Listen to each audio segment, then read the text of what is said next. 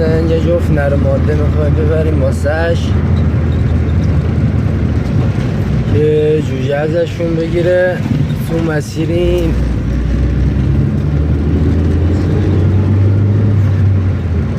چند دقیقه راه تا برسیم نوکر همه عشقبازان فداتون بشم.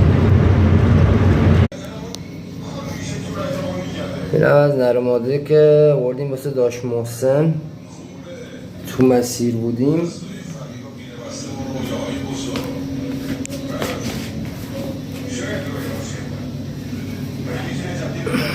ماش ماش